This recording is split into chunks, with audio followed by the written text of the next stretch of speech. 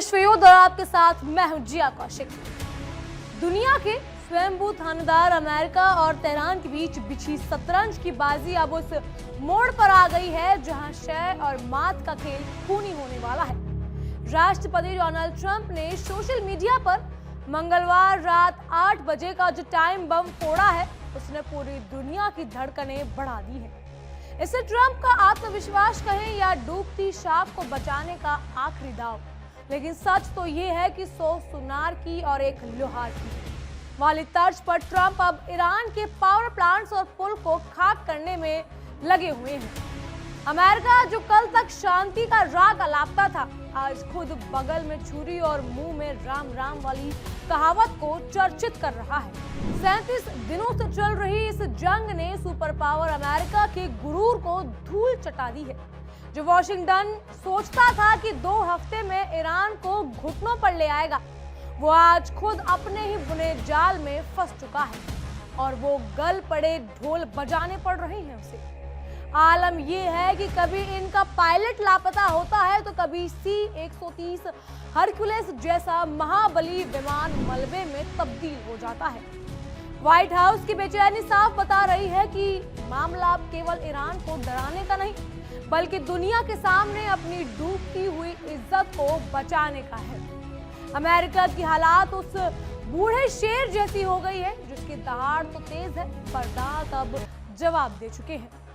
मंगलवार रात 8 बजे का अल्टीमेटम अब ये महज एक तारीख नहीं, बल्कि ट्रंप का वो जुआ है जो या तो उन्हें महाबली बनाएगा या फिर उनके राजनीतिक करियर के महाविनाश का द्वार खोल देगा। हॉर्मुज़ स्ट्रेट को खोलने के लिए दी गई ये धमकी सीधे सीधे ईरान की संप्रभुता को चुनौती है, लेकिन तेहरान भी टेढ़ी उंगली से घी निकालना बखूबी जानता है। उसने साफ कर दिया है कि अगर ट्रंप ने आग से खेलने की कोशिश की तो पूरा मिडिल ईस्ट जल उठेगा। ट्रंप जिसे नर्क की धमकी दे रही हैं, कहीं ऐसा ना हो कि उस आग की लपटें खुद वॉशिंगटन की गलियारों तक पहुंच जाएं। इस पूरी कहानी में सबसे बड़ा सस्पेंस लापता अमेरिकी पायलट को लेकर है। ट्रंप दावा कर रहे हैं कि उन्होंने हॉलीवुड स्टाइल में सीक्रेट ऑपरेशन चलाकर अपने जाबाजों को बचा लिया, लेकिन ईरान ने वीडियो जारी कर ट्रंप के झूठे गुबार को फोड़ दिया है। ये तो वही बात हो गई, हाथी के दांत दिखाने के और खाने के कुछ और। ट्रंप शायद सोशल मीडिया पर सेंटिमेंटल कार्ड खेलकर अपनी जनता को गुमराह कर रहे हैं, क्योंकि एक तरफ रेस्क्यू का दावा है और दूसरी तरफ C-130 विमान के मलबे की तस्वीरें पूरी दुनिया के सामने अमेरिका का मजाक उड़ा रही है। बिना सबूत के दावा करना ट्रंप की पुरानी आदत है, पर इस बार पासा उल्टा पड़ता दिख रहा है। अमेरिका का यह तथाकथित रेस्क्यू मिशन किसी भी सस्पेंस फिल्म से कम नहीं लगता है। जी हाँ, 12 हेलीकॉप्टर, 100 कमांडो और CIA की फर्जी लोकेशन वाली चाल। सुनने में तो ये किस्सा हमदाई जैसा लगता है, लेकिन हकीकत ये कि धरातल पर ईरान का दावा भारी पड़ रहा है। अगर पायलट सच में आजाद है तो उसकी एक झलक दिखाने में व्हाइट हाउस को परहेज क्यों है?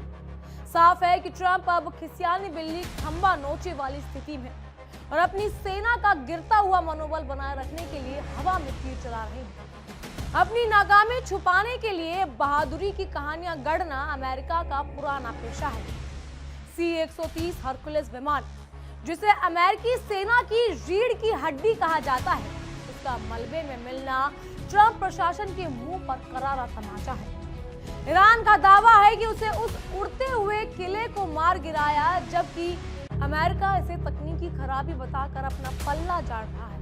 सच जो भी हो, लेकिन घर की मुर्गी दाल बराबर। समझने वाले ट्रंप को अब समझ आ रहा होगा कि ईरान की जमीन पर कदम रखना अंगारों से चलना जैसा है। पर यह विमान महज एक मशीन नहीं, बल्कि अमेरिका की उस अजय छवि का हिस्सा था जो अब ईरान की पहाड़ियों में मिट्टी में मिल चुकी है। क्या है इस पूरे घटनाक्रम के पीछे की सच्चाई? जानिए वर्ल्ड नाउ में हमारे सहयोगी विवेक शांडिल्य के साथ।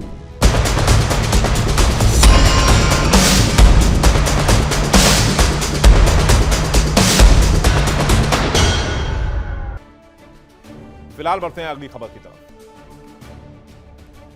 मिडिल ईस्ट में 37 दिन की लड़ाई, और इन 37 दिन की लड़ाई में 37 कहानियां ऐसी हैं जिसे जानना, जिसे समझना बहुत इंपॉर्टेंट है।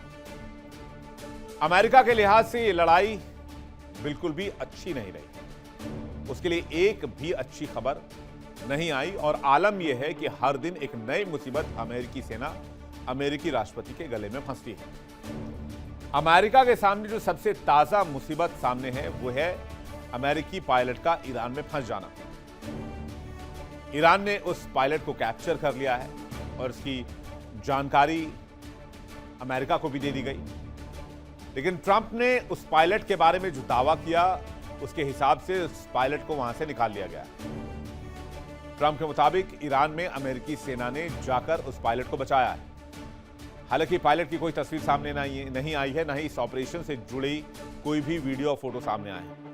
कयास तो ये भी लगाए जा रहे हैं कि ट्रंप कोई सेंटिमेंटल गेम खेल सकते हैं, क्योंकि ट्रंप हो सकता है सोशल मीडिया पर पोस्ट कर ईरान को कंफ्यूज करने की कोशिश कर रहे हो, क्योंकि ईरान का दावा है कि वो पायलट उनके कब्जे में है और उस पायलट का बाकायदा वीडियो भी ईरान ने रिलीज किया है।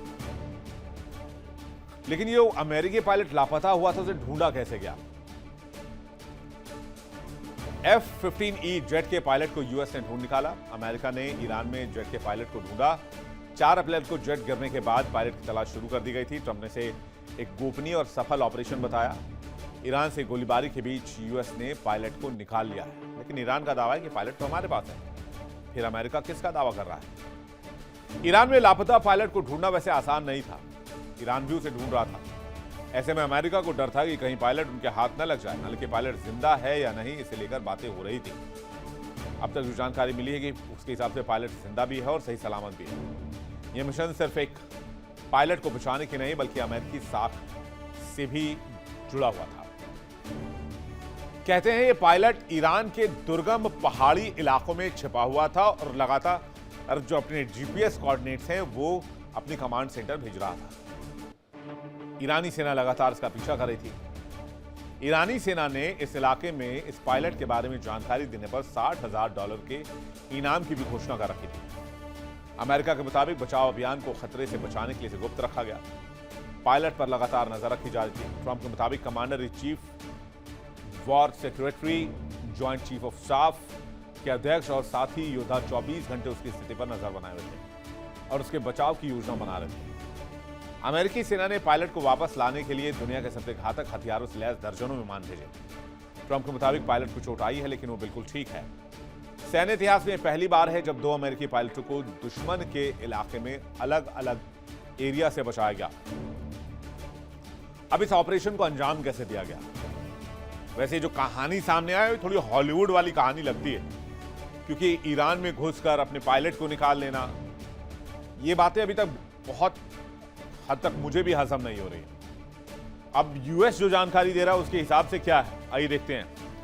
100 कमांडर और 12 हेलीकॉप्टर लगाए। घंटों की मेहनत के बाद पायलट का रेस्क्यू किया और कई जगह तो बाकायदा ईरान में जमीन पर उतरकर पायलट को ढूंढा गया।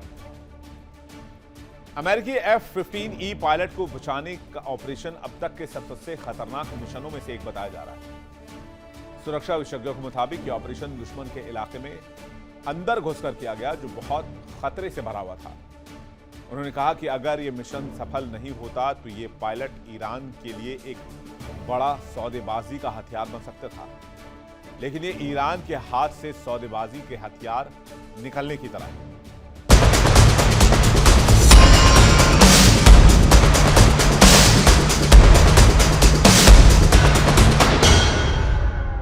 इजराइल के प्रधानमंत्री बेंजामिन नेतन्याहू इस जलती आग में घी डालने का कोई मौका नहीं छोड़ रहे। ईरान की संसद के स्पीकर ने सही कहा कि ट्रंप नेतन्याहू के इशारों पर नाचकर अमेरिका के हर परिवार को जीते जी नर्क में धकेल रहे हैं। अमेरिका जिस इजराइल के कंधे पर बंदूक रखकर चला रहा है, उसे शायद ये अंदाजा नहीं था कि वो लड़ाई 60 दिन खिंच जाएगी। उनके अपने सिपाही ताबूत में वापस आएंगे। अब हाल ये है कि माया मिली न राम, ना तो शांति हाथ लगी है और ना ही ईरान पर फतह मिली है। बस हाथ आया तो सिर्फ मिडिल ईस्ट का गुस्सा। ईरान के दुर्गम पहाड़ी इलाकों में फंसे उस पायलट की कहानी ने पेंटागन की रातों की नींद और दिन का चैन छीन लिया है। ट्रंप इसे सैन्य इतिहास का सबसे महामिशन बता रहे हैं, पर दुनिया पूछ रही है कि क्या ये मिशन सिर्फ कागजों और ट्वीट तक सीमित है। ईरानी सेना ने $10,000 के इनाम की घोषणा करके जख्मों पर नमक और छिड़क दिया है। ट्रंप की घबराहट और सोशल मीडिया पर उनकी लगातार पोस्ट ये साबित करती है कि चोर की दाढ़ी में तिनका तो जरूर है। जब तक कोई ठोस वीडियो सामने नहीं आता, तब तक ट्रंप की इन फिल्मी कहानियों का कोई यकीन नहीं करने वाला है। मिडल ईस्ट के इस 37 दिनों की जंग ने ये साबित कर दिया है कि केवल हथियारों के दम पर युद्ध नहीं जीते जाते। अमेरिका ने अपने सबसे घातक विमान भेजे, अरबों डॉलर पानी में बहा दिए, लेकिन नतीजा सिफर रहा। आज अमेरिका की हालात उस मुसाफिर जैसी है जो मंजिल की तलाश में रास्ता भटक गया है। हर गुजरता दिन व्हाइट हाउस के लिए नई मुसीबत लेकर आ रहा है। ट्रंप का अहंकार उन्हें समझौते की मेज पर आने से रोक रहा है, जबकि उनके अपने जर्नल अब इस युद्ध को पीछे छुड़वाने का बहाना ढूंढ रही है। असल में ये पूरी जंग अब अहंकार बनाम अस्तित्व की हो चुकी है। ट्रंप अपनी बिंदास और आक्रामक छवि को बचाने के लिए पूरी दुनिया को तीसरे विश्व युद्ध की भट्टी में झोंकने को तैयार है, लेकिन वो भूल रही हैं कि आग लगाने वाले को खुद भी आंच आती है। अगर बुधवार सुबह सच में हमला होता है तो इसकी कीमत सिर्फ तेहरान को नहीं, बल्कि न्यूयॉर्क और वॉशिंगटन को भी अपनी चरमराती अर्थव्यवस्था और सुरक्षा के रूप में चुकानी होगी। अमेरिका दूसरों को नसीहत तो देता है, पर खुद की नीयत साफ रखने में हमेशा नाकाम हो जाता है। निष्कर्ष ये है कि ट्रंप का मंगलवार रात का अल्टीमेटम केवल ईरान के लिए नहीं, बल्कि खुद उनके राजनीतिक करियर के लिए कयामत की रात साबित हो सकता है।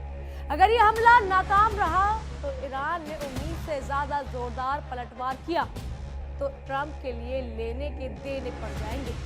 दुनिया शांति चाहती है, लेकिन इजराइल और अमेरिका की जुगलबंदी ने इंसानियत को हाशिए पर धकेल दिया है। अब गेंद ट्रंप के पाले में है। वो या तो इतिहास के शांति दूत बनना चाहते हैं या एक विनाशक। इसका फैसला अब चंद घंटों की बात रह गई है। आखिर में अमेरिका को ये गांठ बांध लेनी चाहिए कि मिडल ईस्ट कोई हॉलीवुड फिल्म सेट नहीं, जहां क्लाइमैक्स में हमेशा अमेरिकी हीरो ही जीतता है। यहाँ की मिट्टी और वफादारी में जो ताकत है वो ऊंट के मुंह में जीरा साबित हो रही है। अमेरिकी दावों को निगल सकती है। अगर बुधवार की सुबह धमाकों से गूंजी तो यकीन मानिए इस कहानी का खात्मा इतना खौफनाक होगा कि आने वाली नस्लें ट्रंप के इस जिद को कोसेंगी जरूर।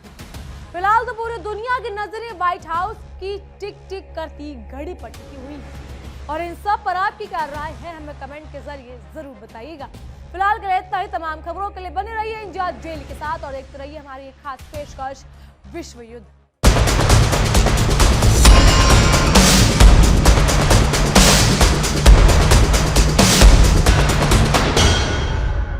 देखिए इंडिया डेली 24/7 अब आपकी स्मार्ट टीवी पर। इंडिया डेली मौजूद है सभी डिजिटल प्लेटफॉर्म पर लाइव और लगातार। इंडिया डेली 24/7 हर दिन राष्ट्र को समर्पित।